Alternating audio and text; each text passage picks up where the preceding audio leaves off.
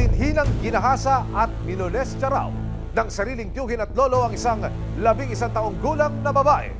Pagkalipas ng maraming taon, mahuli na kaya ng mga otoridad ang nagtatagong mga suspect at mapanagot para sa kanilang kasuklam-suklam na krimen?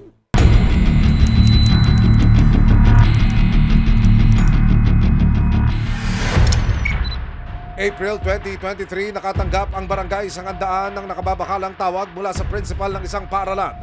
Ang action taken na ginawa ni barangay ay pumunta agad sa school kung saan lahat naman kami dito, pag mayroong tawag, lalo tungkol sa bata, agad-agad kami ay pumupunta. Sumbong sa kanila, may 11 taong gulang na estudyante na naghihingi raw ng tulong. Nung kinakausap namin yung bata, baka daw pwedeng matulungan siya kasi siya ay biktima ng kanyang lolo't angkel. Dagdag ng Quezon City Social Services Development Department o SSDD na naging katuwang ng barangay sa kaso. Isang diskusyon sa klase ang nagtulak kay Tanya. Hindi niya tunay na pangalan na magsumbong sa kanyang mga guro. One time din po mayroong isang math teacher po niya na nakita yung mga blade. Ginamit po ng 7 bata sa loob ng classroom para mag-self-harm dahil dun sa mga naranasan nilang pang-aabuso. Noong araw ding iyon, agad na pinamedical si Tanya at nang lumabas sa mga resulta, nakasaad na nagtamo ang bata ng blunt penetrating genital trauma to the hymen.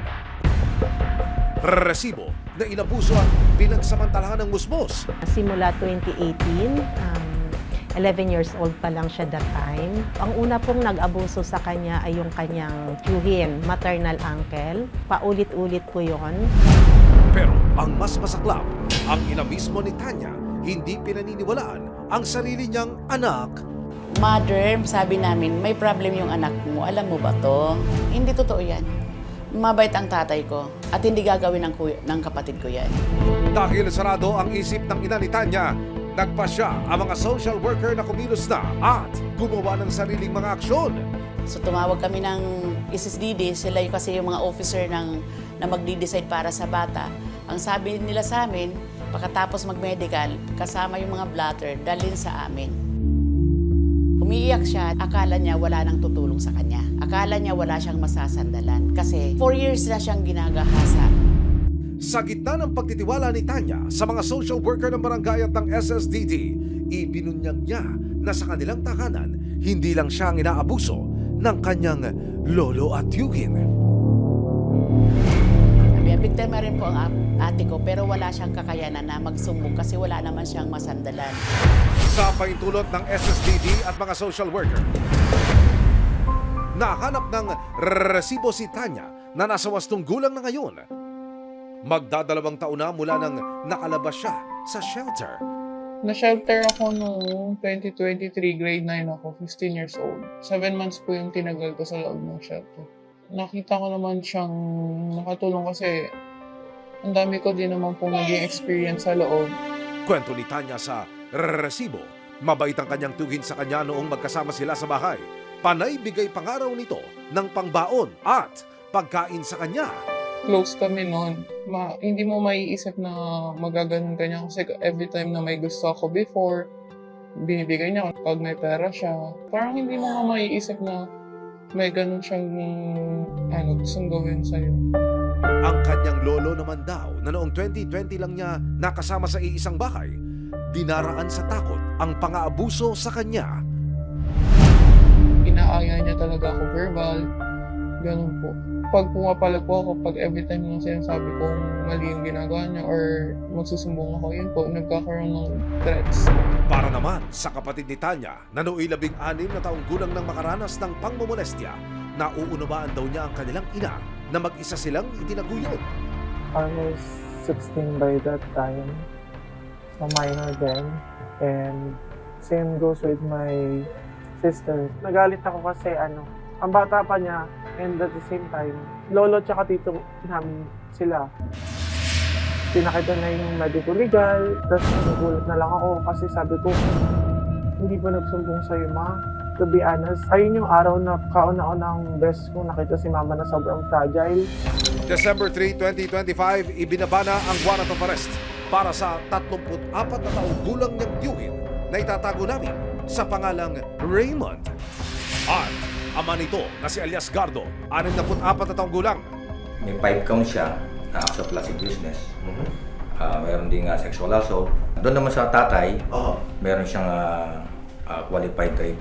Opo. So yung mataas-taas talaga ang kaso na yun. Patong-patong ho ang acts of lasciviousness. Baka akala ko ng taong bayan mabigat o magaang ang parusa rito. Gaano ho ba kabigat, sir? Itong mga kaso ito may kaakibat na mataas na kaparusahan. No bail yan.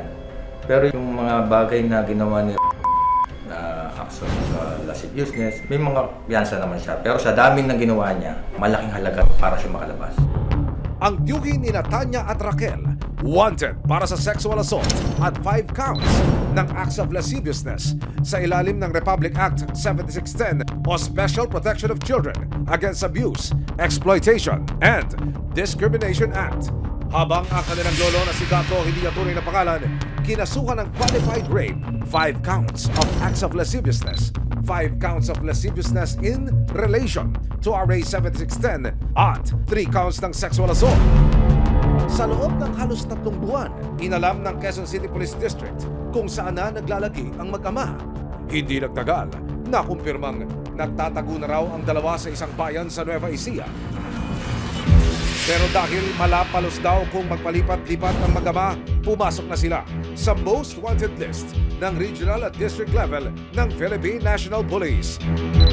February 2026, nakatanggap ang mga operatiba ng informasyon na ang mag-ama nangungupahan sa Bungabon, Nueva Ecija.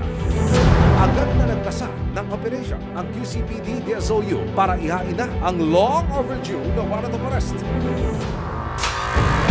Madaling araw ng February 27, 2026, dumating na ang mga operatiba sa labas ng bahay ng dalawang suspect. Maya-maya pa, nang mamataang naglalakad na mag-ama sa madilim na kalsada, sumugod na sila sa target location.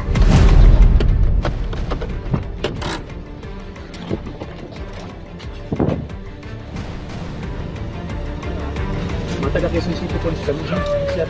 Meron kaming warrant of arrest na dala-dala na in-issue sa inyo ng Regional Trial Court Branch 94 ng Quezon City sa iba't ibang klase ng kaso. Sir, kayo po ay may karapatang manahimik at magsawalang kibo. Ano man po ang sasabihin nyo, maaaring gamitin pabor o laban sa inyo sa kahit anong mga hukuman. Ang mga rape hindi available yan. Ayan ay special law, kasong hapang-hapang buhay o restriction perpetua, life sentence yan. Kasalukuyang nakadetine sa QCPD sina Raymond at Gardo at nakatakdang ilipat sa Quezon City Jail para harapin ang mga pagdinig. Magandang hapon. Ako si Emil Sumangil sa GMA. Kaya ako pumarito, hindi para kayo hihiyain, kundi para marinig yung side mo. Okay ba yun? Ano masasabi nyo dito sa kaso na ito para maipagtanggol niyo yung sarili nyo kahit unang-una sa telebisyon? Ano masasabi nyo? Nakumindan ako, sir. Nasa korte na kasi yung kaso namin, sir. Oo. Ngayong nadakip na ang mga lalaking umabuso umano sa kanilang kamusmusan, desidido sina Tanya at Raquel na humarap sa korte. Siguro kahit pa paano po may release. Kasi 2 taon bago sila nahuli. Hanggang ngayon dinedeny nila yun. Kaya ako sinabi na mag-witness ako if ipupersonally nung kapatid ko yung kaso kasi ayun na lang yung matutulong ko sa kanya eh. Sa kabila ng mabigat at madilim nilang pinagdaanan, nagpapasalamat pa rin daw sila sa mga tumulong para masimulan ang kanilang laban. Panawagan naman ng mga social worker, huwag mag-alinlangang isumbong ang anumang uri ng pang-aabuso. Sa palagay po ninyo, may mga panganib po sa inyo. Mag-report po tayo sa ating magulang. Nandyan po yung ating barangay, yung ating BCPC. Maraming salamat sa panonood, mga kapuso. Para masundan ang mga reklamong nasolusyonan ng resibo, mag-subscribe lamang sa GMA Public Affairs YouTube channel